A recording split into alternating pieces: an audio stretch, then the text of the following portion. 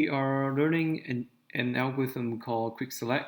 Quickselect is a divide and conquer algorithm that helps you find k's smallest number in an array. And we are going to look at this algorithm with an example. Specifically, we are going to see how Quickselect solve the problem of finding k's smallest number in an array on this example with this input array and with this k. K means k equals 3 means we are finding the third smallest number in this array. Now, Quickselect says the first step of solving the problem is to partition an array. And what does partition mean? Partition means that we are rearranging the array using certain partition pivot. In this case, we always choose the last number of the array as the partition pivot. So let's say we choose 2 as the partition pivot and we partition the array. After partitioning the array using 2, everything on the left of 2 should be smaller or equal than 2. Everything on the right of 2 should be greater than 2. So this array is the already partitioned form of the example array. So as you can see, everything on the left of 2 is smaller than 2. Everything on the right of 2 is greater than 2. Okay? And after partitioning, it looks like we've got some new information from the partitioned form of the array. If you look at the array and only look at the part which is on the left of the pivot and all the way up to the pivot itself, we know that all the numbers in this part of the array, in the left part of the array, has the first smallest number and it has the second smallest number. Okay? What does it mean? It means the third smallest number, the third smallest number, the fourth smallest number, the sixth smallest number, and the seventh smallest number lies in this array. And back to the question, we are looking for the third smallest number. It means we have narrowed down our answer into this part of the array instead of the original input array here. Okay. Now, what do? After we got the new narrowed down array, we would do the partition step again.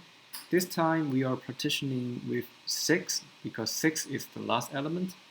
We always partition with the last element.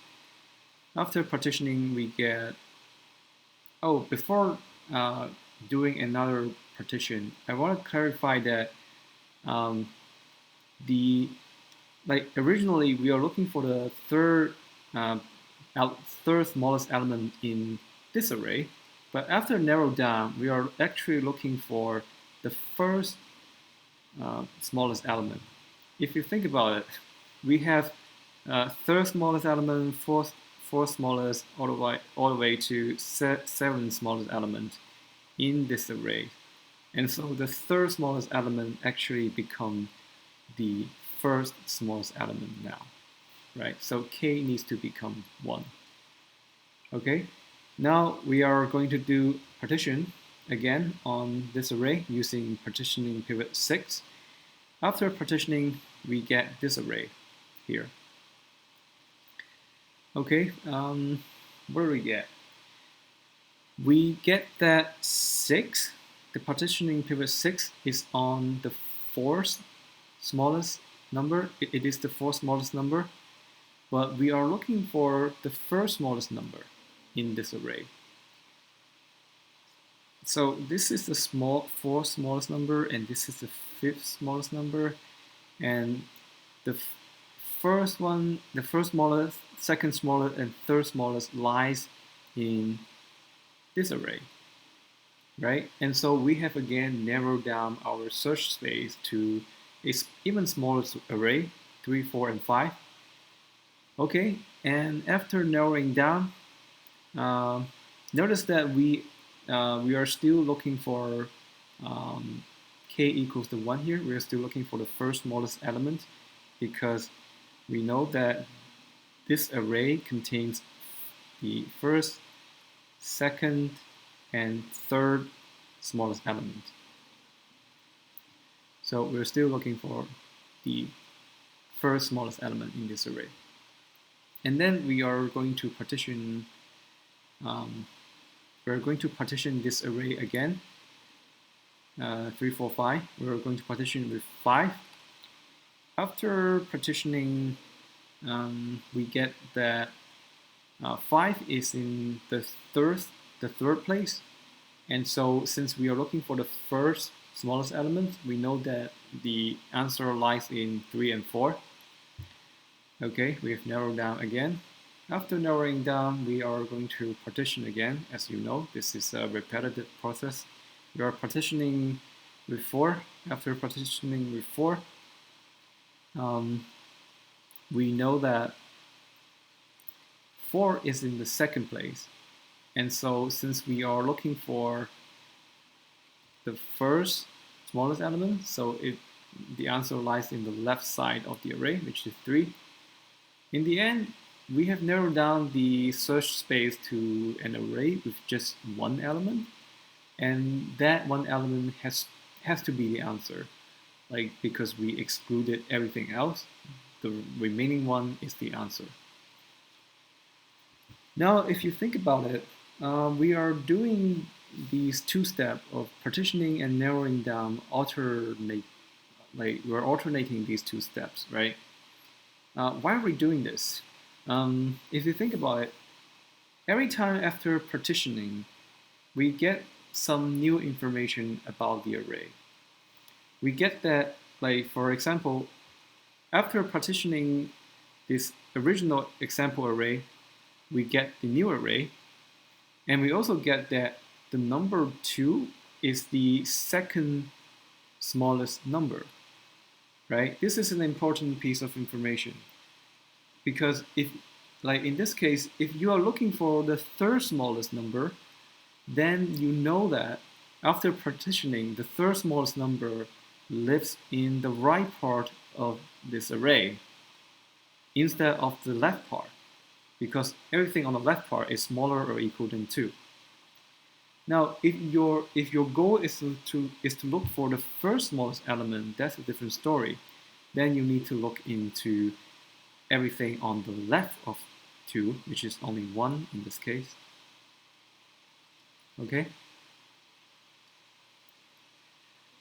So that is the gist of Quickselect, that you are partitioning to get new information about how to narrow down, and then you actually narrow down the array, and then you partition to again get more information so that you know how to narrow down.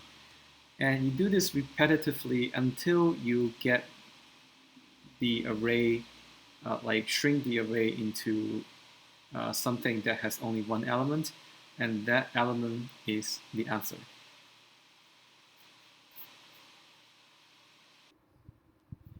Now that we have understood how Quickselect algorithm works on an example and also its intuitions, how it works, let's actually try to write the algorithm on our own. And like, I don't have a cheat sheet or anything near me that I can look at, so this is all coming from my brain. And I hope you'll be able to do this as well, because it is important, to understand something, it is important for you to be able to produce it on your own instead of just watching other people do it. Okay, let's actually start with the partition function. So remember that partition means that we are rearranging the array such that everything that is smaller or equal than the pivot is on the left side, is on the left part of the array, and everything that is greater than the pivot is on the right part of the array. Okay, so, and we are picking the last number of the array as the pivot. So pivot is equal to array right, and then we are introducing a pointer that points to left initially, okay, and then we are iterating the array with a pointer j. We're starting to iterate on pointer left all the way up to pointer right, but excluding the number on right because the number on right is the pivot. We don't want to iterate that. And then we are comparing the number on array j with the pivot. If the number on array j is smaller or equal than the pivot, then we want to move the pivot to the left part of the array. So here we are swapping array I with array j. So array I is equal to array j, and array j is equal to array I. So the I pointer here acts as some sort of boundary between the left part of the array and the right part of the array. So everything that is strictly smaller than the position I on the left of I is going to be smaller or equal than the pivot. And everything that is either on the pointer I or after the pointer I is the right part of the array. Everything on the right part of the array is greater than the pivot. Okay? So after we have swapped the array I and array j, let's update the boundary. The boundary will be moved one step to the right. Okay? After we have iterated all the numbers in the array, we are left with a pivot that is on the last number of the array. Okay, and now remember that the I is pointing to something that is like greater than the pivot, right? So for example, after we have done all these loop, like initialization and the loop, we may be left with something like this, like 4, 3, 6, and in our case 6 is the pivot, for example, and it is on the right, 7, 9, and here is the I pointer. I pointer points to 7, and our pivot is still on the last number on the last position of the array. So like here at this moment, we want to swap 6 with 7, and this completes the partition function. So now everything that is smaller than the I pointer is smaller or equal than 6. Everything that is like after the I pointer is greater than the pivot 6. Okay? And we want to do the swapping here.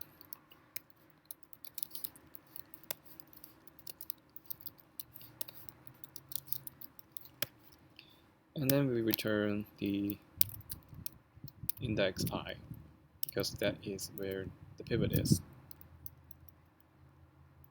Okay, now let's actually move on to the Quickselect function. Okay, remember that the first step of Quickselect is to do a partition on the array. Let's do it. Index equals to self.partition. We're passing the array, left, right. And now what do we get in return? We get an index that is pointing at the pivot, which separates everything that's smaller or equal than it or everything greater than it. Okay? So how do we use this new information to narrow down the search space of the array? So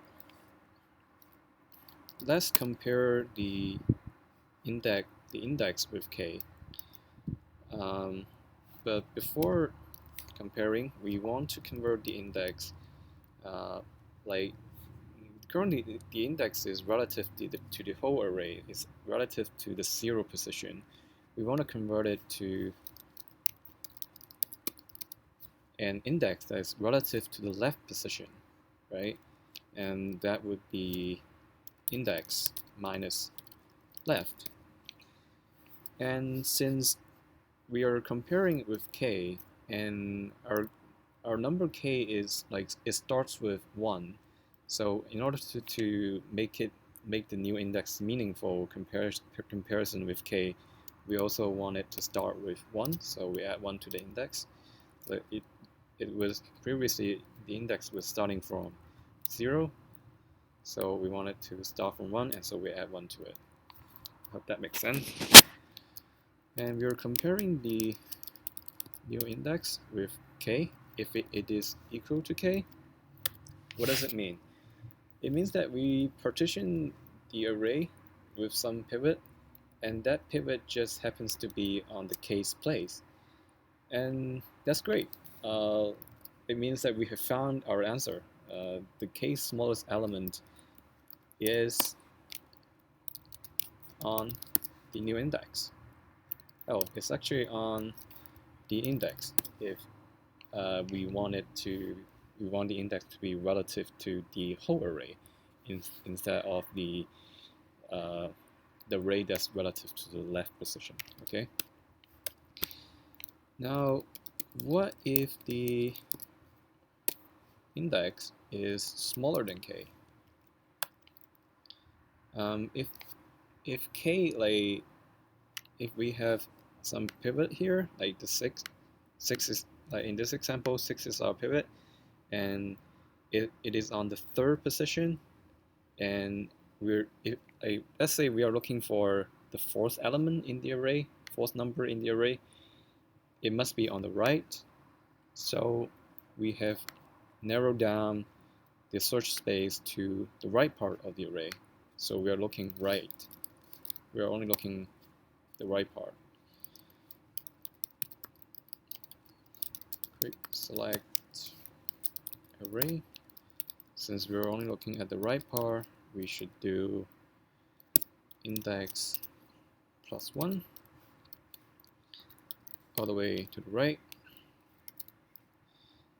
And remember that since like if we are looking for the 4th smallest element, and we know that we have like everything on the left is we have the first smallest element, 2nd smallest element, and 3rd smallest element, and like we can exclude these, and after narrowing down to the right side, like right part of the array, we are actually looking for the first, like if like we're actually looking for the first smallest element. So the k would become k minus the new index, right? What if the new index is greater than k? If the new index is greater than k, it means the k smallest element is on the left part of the array, and so we would just look at the left part of the array.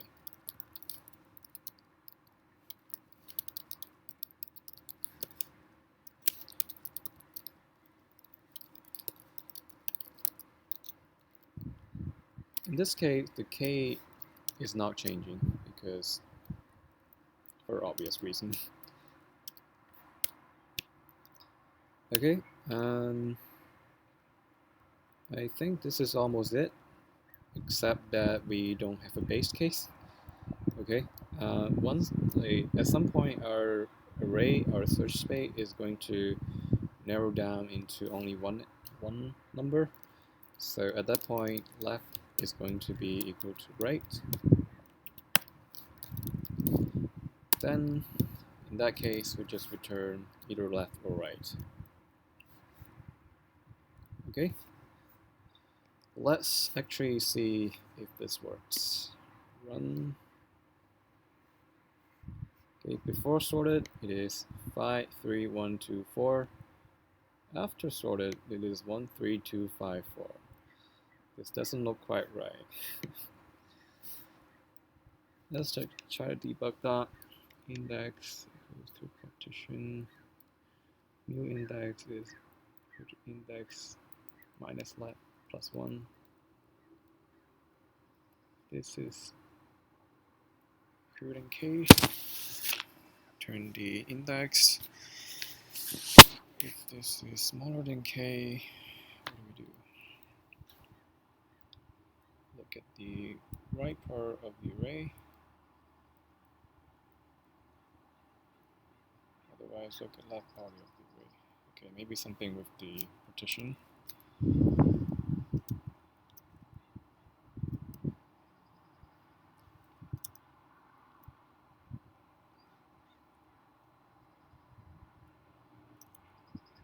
Oh, okay.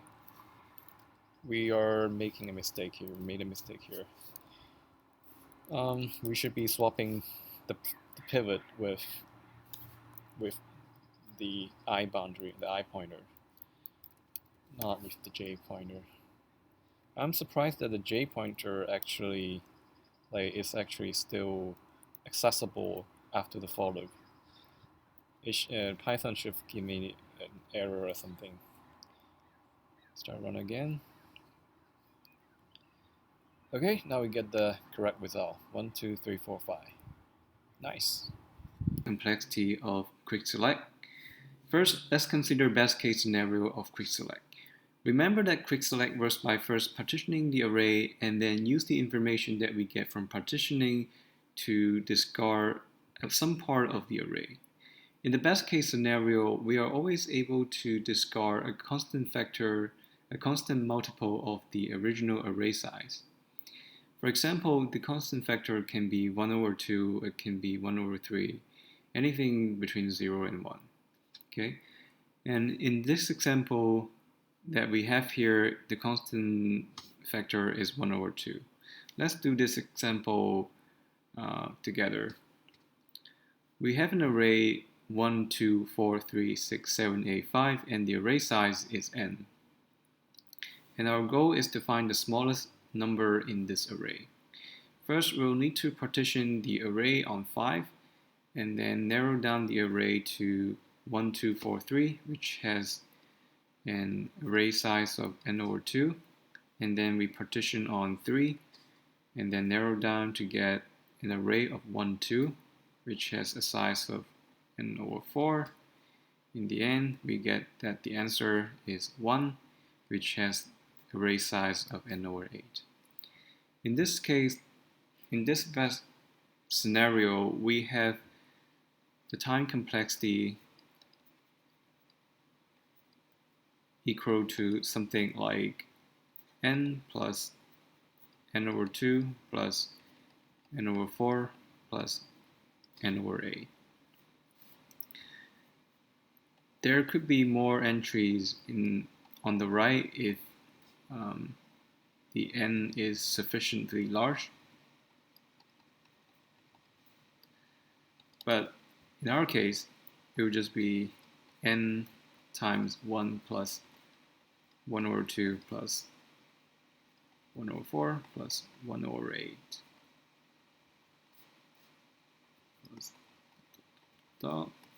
Okay. And the geometric series sum tells us that this guy is always smaller or equal to 2. And so the whole thing would be smaller or equal to 2n. And so we know that in the best case scenario, we have the time complexity equal to O of n. Let's take a look at the worst case scenario. Let's say we have an input that is 1, 2, 3, 4, 5, 6, 7, 8. And our goal is still to find the smallest number in this array. The first step of Quickselect is to partition the array on number 8 and narrow down, and we get 1, 2, 3, 4, 5, 6, 7, and then do a partition on 7 to get 1, 2, 3, 4, 5, 6, so on and so forth until we get 1 in the end. Okay, and the time complexity here will look like n plus n minus 1 plus n minus 2 plus dot dot dot dot until we hit 1. So this is actually equal to 1 plus 2 plus 3 plus 4 until we hit n. And this is actually equal to n times n minus 1 divided by 2 by arithmetic series sum formula. Okay, and it is obvious that the worst case time complexity will be O of n squared. The average runtime analysis of Quickselect is much more complicated. It involves randomized analysis on Quickselect, so I'm not going to cover here because it is not very useful for interviews. If you're interested, you can look it up. There are plenty of materials online that gives you a lengthy proof of why average runtime of Quickselect is ON. Feel free to look it up yourself. Okay, I think that is it for Quickselect. I hope you enjoy my explanation. See you in my next video.